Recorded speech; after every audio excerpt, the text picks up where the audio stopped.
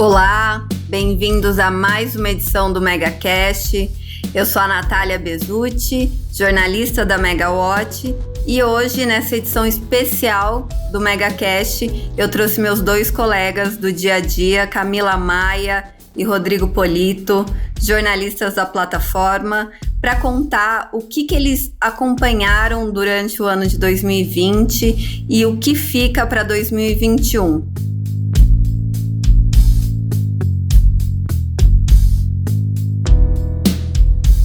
A gente sabe que o ano de 2020, muita coisa teve que parar para que soluções para a pandemia do Covid fossem aprovadas. A gente também teve questões no Senado, na Câmara, que ficaram para o próximo ano, assim como regulatórias. Então, vamos lá. Quais são os destaques que vocês apontam para a gente? Vamos começar pela Camila.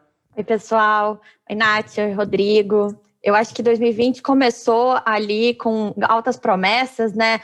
No comecinho do ano, a gente tinha uma expectativa de que os projetos de lei que vão trazer a modernização do setor finalmente iriam andar. O PLS 232 chegou a ser aprovado pelo Senado em março. Pouco tempo depois, a gente teve o início da pandemia. As medidas de isolamento social ali em meados de março acabaram afetando muito fortemente o setor elétrico, principalmente na questão do consumo de energia. A carga caiu muito ali entre fim de março e abril. E aí, infelizmente, né, as medidas mais de longo prazo, essa agenda da modernização, acabou perdendo espaço para questões urgentes e de curto prazo. Por exemplo, a conta Covid, socorro ali para as distribuidoras, a questão de quando o regulador ali acertou muito, na minha opinião, em suspender o corte de energia por não pagamento durante o auge da pandemia. Eu acho que foi um acerto, porque mostrou ali uma humanidade, inclusive, né? Muita gente perdendo emprego, perdendo fonte de renda naqueles meses mais acentuados. Mas acabou que foi isso, a agenda estruturante mesmo do setor perdeu força. Olá, Natália. Olá, Camila. Olá para quem está nos ouvindo. É um prazer estar aqui, de fazer esse bate-papo. Eu concordo muito com a Camila. 2019 foi um ano que a agenda do governo praticamente não avançou na área de energia e havia muita expectativa para esse ano de 2020, que os principais pontos da agenda fossem, de fato, aprovados. E houve um início de ano muito positivo nesse sentido. A Camila lembrou bem do PLS 232, que é talvez um dos principais temas aí do setor elétrico, né, da modernização do setor. E aí veio, de fato, a Covid e mudou totalmente tudo que havia se planejado para a economia como um todo. Tem um ponto que é legal, que eu concordo também com a Camila com os pontos, as medidas que foram tomadas. Eu acho que os agentes, né, as autoridades do governo e a ANEEL, eles foram muito rápidos em tentar encontrar uma solução de emergência para a sociedade e para as empresas, para o setor, né? Acho legal que o setor foi muito maduro. Lógico que houve dano, a gente teve uma queda brutal de consumo, mas se a gente for olhar o Mercado Livre, por exemplo, ele foi muito maduro em lidar com a questão da queda do consumo, do problema dos clientes. Houve um entendimento rapidamente ali das comercializadoras com os clientes, dos geradores com os clientes. Houve, claro, casos, mas para o potencial que poderia ter de dano foi pequeno. E, de fato, isso tudo atrapalhou toda a agenda do setor para esse ano. Atrapalhou, inclusive, o tema da privatização da Eletrobras, que já era uma coisa muito delicada de se avançar, mas que havia uma expectativa. E acho que só, se a gente pudesse pontuar aqui o que foi uma coisa positiva, o GSF, né? Conseguir aprovar a lei do GSF esse ano, depois de tudo que a gente passou, especificamente nesse ano, de tudo que o setor passou nos últimos 5 anos, você ter esse ponto resolvido dá um ânimo para terminar 2020 e começar 2021 com novos ares. Isso que vocês dois falaram, né? Até o Mercado Livre, no começo se esperava uma judicialização muito maior. A gente começou a acompanhar alguns casos de força maior, né, que as empresas estavam enviando para as comercializadoras. E, no fim, o que a gente viu foi isso sendo reduzido e que a negociação foi estabelecida, né, para não prejudicar o mercado. As transmissoras também, eu acho que vale apontar que elas conseguiram uma postergação dos empreendimentos não prioritários para continuar as obras. Distribuição, a conta Covid, no final, conseguiu ter um acerto melhor do que na época da conta CR, que foi inspirado nisso. e eu acho que a experiência do setor com isso também ajudou a ir para frente.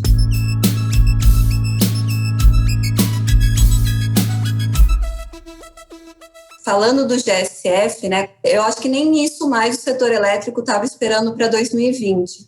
Com tudo ficando para frente, foi uma surpresa, e uma surpresa muito boa depois de um imbróglio de 5 anos. Vocês que estão sempre conversando com as empresas, o que vocês sentiram delas, das geradoras? Como que ficou essa solução para elas? Elas aceitaram bem a proposta que foi aprovada? Nath, a proposta que foi aprovada, ela foi construída com o setor, né? Os próprios geradores participaram da construção dessa proposta e isso não foi agora, não foi esse ano, foi há muitos anos, né?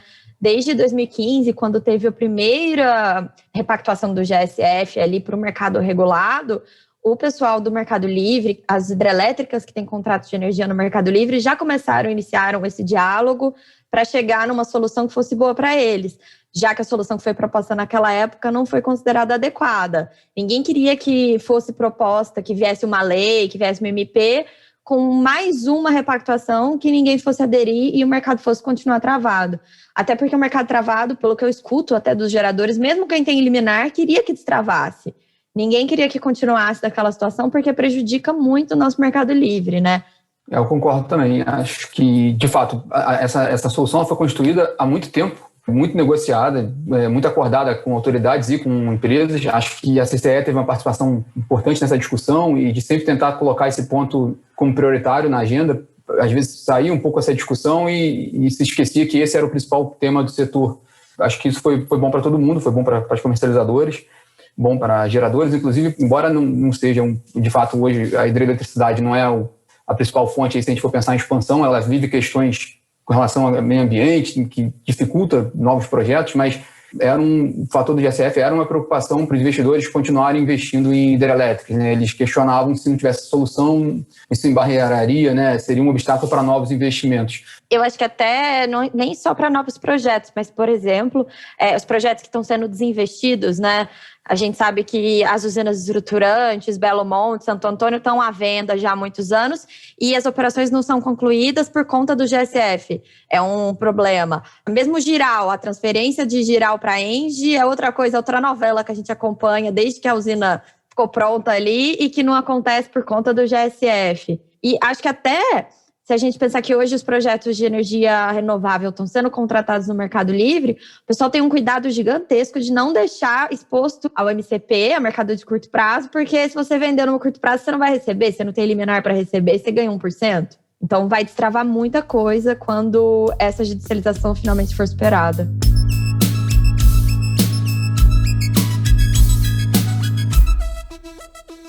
O que eu acho que todo mundo esperava, até mais do que o GSF, né? Porque todo ano era o ano de resolver GSF e não caía.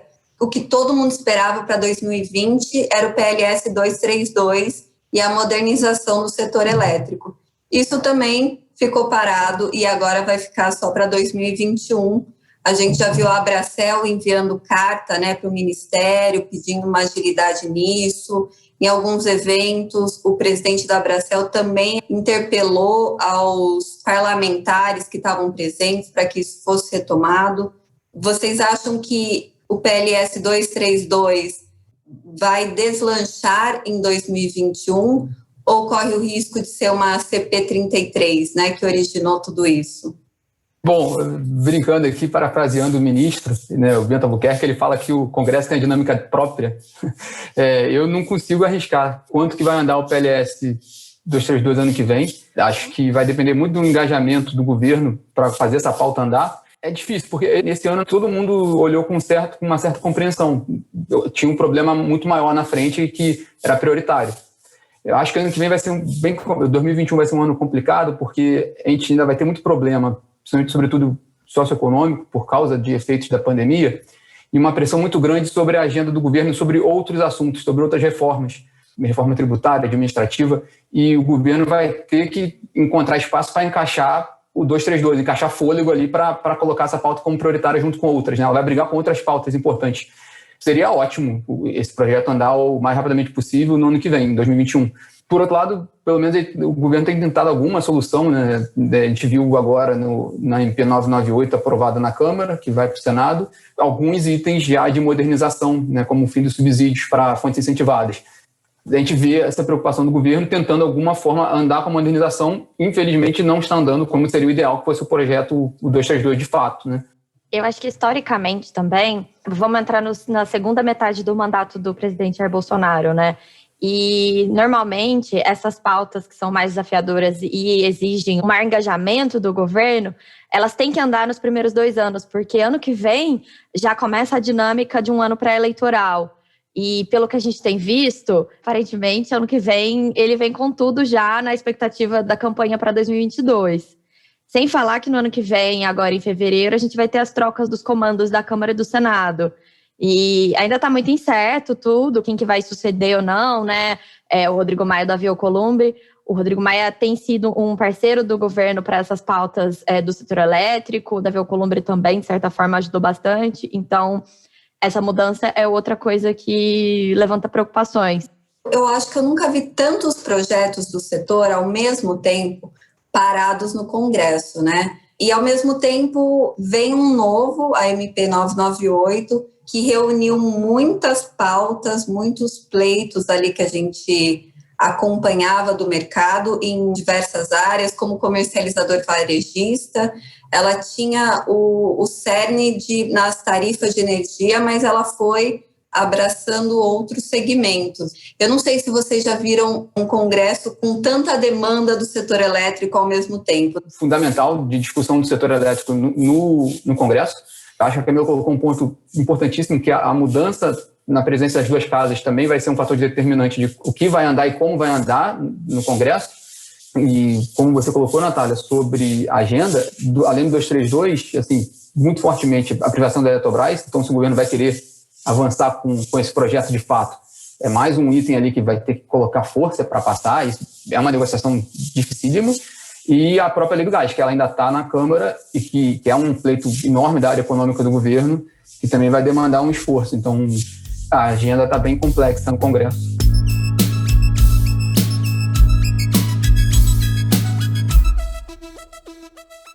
Até sobre a privatização, era uma pergunta que eu ia fazer na sequência. O Paulo Guedes, ele veio falando de muita privatização e a gente viu até um descontentamento no próprio Ministério da Economia com a forma com que as coisas foram andando. E agora ele promete a privatização da Eletrobras para o ano que vem, né? Ele já colocou ali nas prioridades. Camila, se você também puder falar um pouco como isso entra agora nesse novo momento do Congresso, nessa nova mudança que é esperada e também com tudo que a gente já tem ali parado, principalmente na Câmara agora. A gente tem muitas vendas de ativos, muitas privatizações pontuais, né? Ou desinvestimentos de estatais, que eu acho que são mais fáceis de serem concretizados, como, por exemplo, a gente teve a distribuidora de Brasília, agora há pouco tempo, a SEB.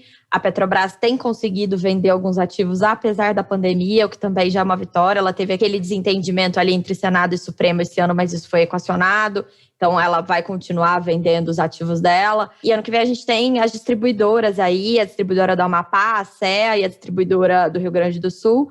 A C3E, para a gente que está no Sudeste, mas para quem é gaúcho é CEE.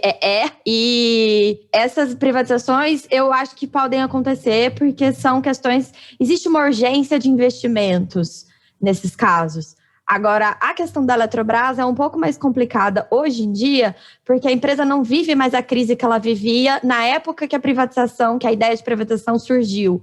Ali, quando então o ministro Fernando, na época, apresentou essa proposta de privatização, o Wilson Ferreira Júnior tinha, acho que pouco mais de um ano no comando da Eletrobras, e ele ainda não tinha conseguido reduzir a alavancagem da empresa. Ela ainda tinha muito problema ali com a questão ela ficou sem balanço por um tempo, ela foi ameaçada a ser deslistada em Nova York, uma dívida gigantesca batendo na porta, muitos e muitos problemas de atraso de projeto.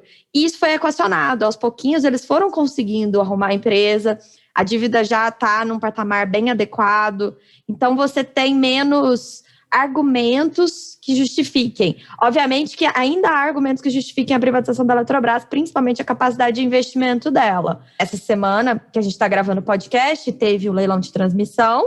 Mas foi uma coisa muito legal, foi a gente ver Furnas e Eletrosul voltaram a participar do leilão. Isso não acontecia desde 2014. A última vez que a Eletrobras tinha participado de um leilão tinha sido Linhão de Belo Monte. E ela voltou. Mas não levou nada, porque as propostas deles não foram nem um pouco competitivas. Furnas dava uns lances com deságio de 3% e quem levou dava lances com deságio de 50%. Então, a gente sabe que a Eletrobras tem um custo de capital mais alto.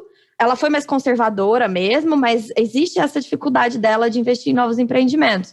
Então, esse é o argumento que eles têm hoje. Agora, juntando toda essa questão política complicada para o ano que vem, a questão pré-eleitoral, privatizações ainda são mal vistas por uma parcela da população, né? Ainda existe uma questão ali de ter algum tipo de receio com a saída do capital da União, né? A entrada do capital privado.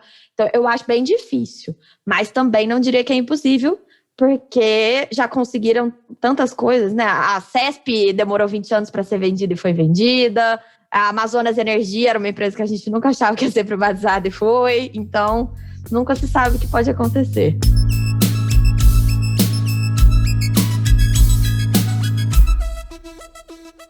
Isso que aconteceu no Amapá, né? O apagão do Amapá também foi uma surpresa, eu acho que em 2020. Era um ano difícil e aí veio essa bomba, literalmente, acho que de cunho social, econômico para quem está lá e de uma mobilização muito grande do setor elétrico. A gente, que é especialista no setor, viu muito desconhecimento. A gente falou também de privatização, né? Olha só, privatizaram a empresa e a empresa aconteceu isso. Então, eu queria primeiro um olhar de vocês, né, sobre o que aconteceu no Amapá e como isso também pode influenciar na privatização da Eletrobras, uma mobilização contrária à aprovação. Eu acho que o episódio do Amapá, ele expôs, embora o sistema elétrico brasileiro esteja reconhecidamente bem robusto, né, o episódio do Amapá, ele expôs fragilidade, expôs falhas que o sistema tem, que evidenciou isso e mostrou coisas que precisam ser consertadas, não só de longo prazo, como questão de planejamento, para como você pode criar contingências estruturais, mas coisas, de fato, equipamentos que não poderiam apresentar aquele tipo de falha porque não tinha manutenção, questão de fiscalização. Então, houve, não querendo colocar a culpa em ninguém, mas se há um problema na fiscalização, então o que precisa ser resolvido para que não haja esse problema? Sim. Então, evidenciou coisas que na cartilha de operação do setor elétrico ela tem que ser analisada. É engraçado, né? A situação lá na Amapá, ela dá pano para manga para os dois lados, para quem defende a privatização e para quem critica. Porque quem critica a privatização vai falar, foi uma empresa privada que foi mal fiscalizada e ocasionou um problema e teve que ir à Eletronorte, a Eletrobras, enviar equipamentos, enviar funcionários para salvar o abastecimento na Amapá. Por outro lado, como houve, aquele episódio foi seguido por vários episódios, vamos falar, a rede da estadual era péssima, a operação da distribuição estadual era péssima, se a distribuidora fosse privatizada, a qualidade de serviço seria muito melhor.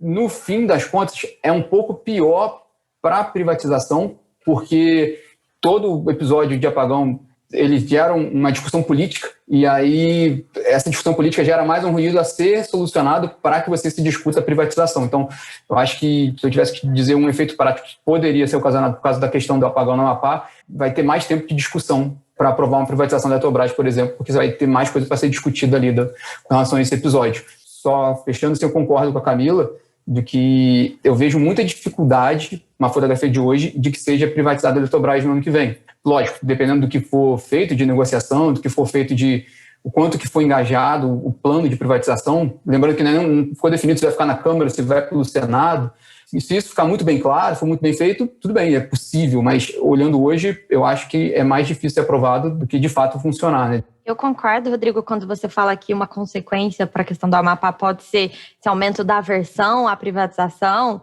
Agora, a gente tem que pensar que isso é um uso político da situação, da tragédia que aconteceu ali. Porque, do ponto de vista técnico, não tem relação nenhuma. Era uma concessionária regulada.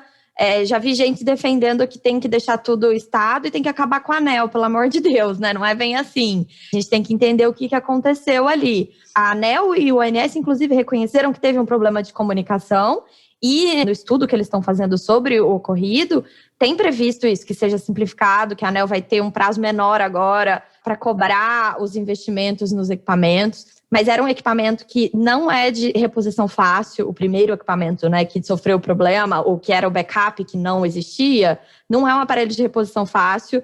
Geralmente, em um ano, realmente ele não fica pronto. O Amapá é um estado de uma logística muito difícil para chegar lá, tanto que os transformadores, para chegar de uma cidade a outra dentro do estado, demorou 20 dias. O que é interessante ver, um aprendizado disso, é aumentar os critérios de confiabilidade para estados que estão na ponta da linha, como é ali, que é uma coisa que o governo já falou. Eles estão estudando, colocar mais uma linha de transmissão, melhorar ali a questão, deixar mais ocioso o sistema, para não ter risco de acontecer um caso como esse. Porque do mesmo jeito que a subestação pegou fogo, podia ter caído um avião, podia ter acontecido qualquer desgraça e o estado ia ficar inteiro sem energia, porque ele só tem um ponto de conexão. Agora, é que esse aumento da confiabilidade ali depende também da melhora da rede de distribuição dentro do estado, que a qualidade da rede de distribuição do estado é muito ruim, porque faz muitos anos que não recebe investimentos. O estado não tem dinheiro para investir. A CEA está para ser privatizada já faz alguns anos, e não é por conta de embrólios políticos. Então, tem esse peso também. Você está disposto a ter uma energia pior no estado para continuar com a empresa estatal?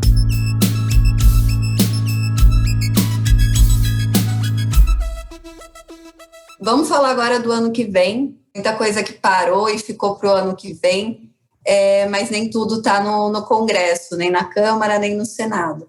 A gente também tem uns leilões que foram adiados. A gente tinha muita expectativa com o leilão de descontratação de termoelétricas, a -4 e a -5, que ficou para o próximo ano, os leilões de energia nova, e nesse ano só teve um leilão de transmissão, mas no próximo já estão previstos 2. Quais são as expectativas para isso? Como que vocês veem que as empresas devem se comportar? Até tendo um pouquinho como base o que aconteceu no leilão de transmissão agora, né, que foi postergado, e a gente viu bastante ofertas por lote, né? 51 participantes, 37 brasileiros e uma média de 10 ofertas por lote. Qual que é a expectativa de vocês? Nath, se os leilões do ano que vem tiverem o mesmo nível de competitividade que o leilão de transmissão desse ano teve, tá todo mundo feito. O governo vai contratar um monte de projeto. Aí as distribuidoras também num preço super baixo, né? Porque tinha uma demanda represada muito grande, até por conta da atratividade do leilão de transmissão pela taxa de retorno, né? A gente tem uma taxa de juros hoje muito baixa, então não está todo mundo buscando investimentos alternativos, e a transmissão é conhecida aí como a renda fixa do setor elétrico. É muito confiável, muito estável. Depois que termina o desafio de construir, é muito difícil ter problema, 30 anos de receita corrigida, então é o melhor dos mundos. Agora, no ano que vem, a gente vai ter muitos outros leilões que deveriam ter acontecido esse ano, porque esse ano era um ano para ter muito leilão, né? A gente teria o leilão de substituição das termoelétricas que vão vencer, que seria voltado para as termoelétricas existentes, mas com a possibilidade de novos projetos desafiarem os existentes, o que eu acho muito legal, porque nisso você garante que o projeto contratado vai ser o que tem o melhor custo para o consumidor. Esse leilão também foi para o ano que vem agora, voltou, né, para a pauta. Também para o ano que vem voltou à pauta o leilão dos sistemas isolados, também foi aprimorado. E outro leilão que seria inédito, que aconteceria em 2020, ficou para 2021, é o leilão de potência, que ainda não é uma certeza, vai depender da avaliação do ONS. Se o ONS avaliar que precisa, que tem essa necessidade de suprir potência, que também é muito legal, porque é isso, a gente não precisa contratar a energia, você precisa contratar a potência para atender naquele horário de pico. Agora, tudo isso vai depender de demanda, porque a gente não tem mais leilão de reserva, que quem contrata é o governo.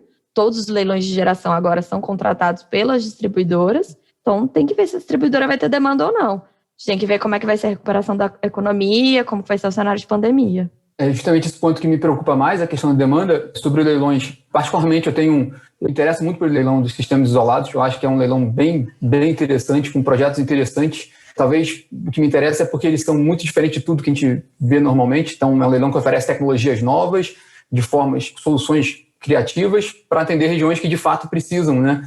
Com relação a leilões tradicionais, eu concordo. Acho que o problema grande aí vai ser, brincando, é combinar com os russos, é saber o que vai ter de demanda, porque a perspectiva para a demanda não é muito boa. O Brasil já vinha com um processo lento da economia devido à grande crise que a gente teve anos atrás. Então, a demanda já estava muito baixa.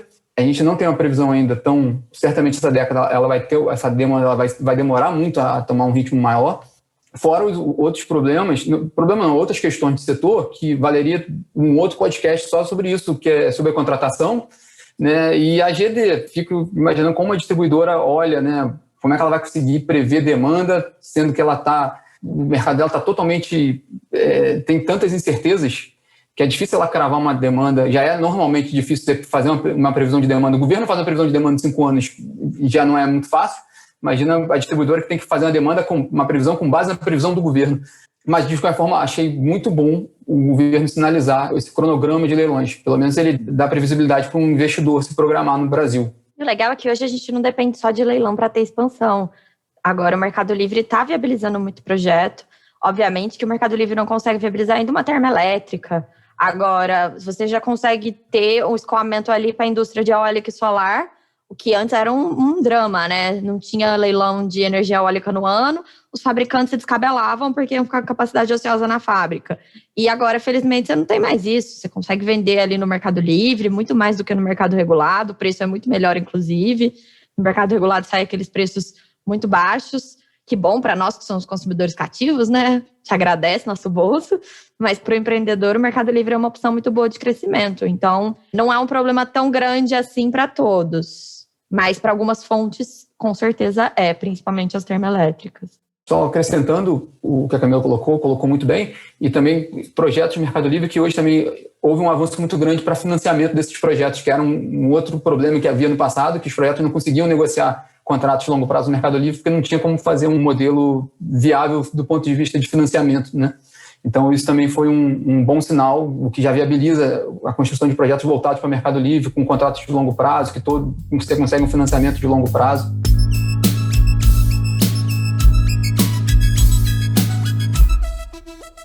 Continuando aí em 2021, e já para finalizar nosso papo, se a gente pudesse apostar, vamos pensar na Mega Sena da virada, que a gente aposta todo ano e nunca acerta. Qual seria a grande aposta de 2021 para o setor elétrico? Se for para apostar wishful thinking, eu apostaria na resolução da 482, porque eu acho que é uma questão que é muito urgente e que precisa ser resolvida. Não tem muito como você protelar isso mais. E já tem tantos projetos de lei andando, tem muita coisa, né, acontecendo paralelamente, não dá para continuar do jeito que está. Está na agenda da ANEEL, eles não perderam isso de vista. Esse ano isso ficou em segundo plano, mas acho que a situação ficou mais urgente ainda por conta disso. Então, eu apostaria, mas assim, não é uma aposta, eu acho que vai acontecer, é uma aposta, eu gostaria que acontecesse. Eu também não consigo dizer assim, o que eu acho que vai acontecer, assim, qual seria a grande boa notícia do setor, sendo um pouco covarde e falar o PLD horário, porque dá certo que ele vai entrar, e então, sim, acho que é o que eu posso cravar. Isso vai acontecer, a grande surpresa nem é tanto surpresa, mas acho que a grande novidade que a gente vai pegar em 2021, que é certo que vai ter, e vamos ver como é que vai ser o desenrolado do setor, né? Mas se eu pudesse, um desejo, né? Eu acho muito interessante se desse certo o que tem sido desenhado para o mercado de gás. Eu acho que se for feito com cuidado, né, a abertura, tanto no que está discutido no Congresso, quanto o programa de desinvestimento da Petrobras, quanto os projetos nos estados, se tudo for feito, todos respeitando seus papéis e também entendendo o potencial e os atributos positivos e as questões negativas de cada lado da questão, acho que os benefícios seriam muito grandes para todos, né? A sociedade ganha, o investidor ganha, o país ganha com arrecadação de impostos, geração de renda, geração de empregos, e abre um novo mercado com potencial gigantesco no Brasil, tanto pela entrada de GNL quanto o gás de pré-sal, gás nosso, né? Então, se eu pudesse desejar, eu queria ver esse arcabouço funcionando.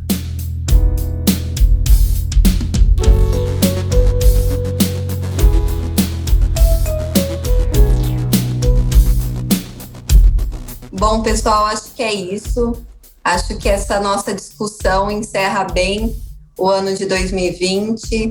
Foi muito bom estar com vocês na Megawatt e muito bom trabalhar com Camila e Polito durante esse ano, de muitas mudanças também para a Megawatt. Polito chegou, a gente se redefiniu de algumas formas e vamos ver o que 2021 espera. Obrigada, gente. Muito bom terminar o ano com vocês dois aqui. Obrigada, Nath. Devo dizer que ficar na parte do entrevistado no podcast dá um pouquinho de frio na barriga. Eu não tenho isso quando eu vou entrevistar as pessoas, não. Obrigada, gente. Bom ano para todos. Verdade, estar do outro lado aqui é mais complicado, é mais fácil perguntar. Mas obrigado também, Natália, obrigado pela recepção que eu tive também. Desejo um ótimo fim de ano para você e para a Camila, para os nossos ouvintes. Um excelente 2021, um ano bem melhor, que seja um ano que a gente tenha bastante realização, assim, um ano de mais respeito, né, entre todos. É isso. Até mais, gente. Bom ano.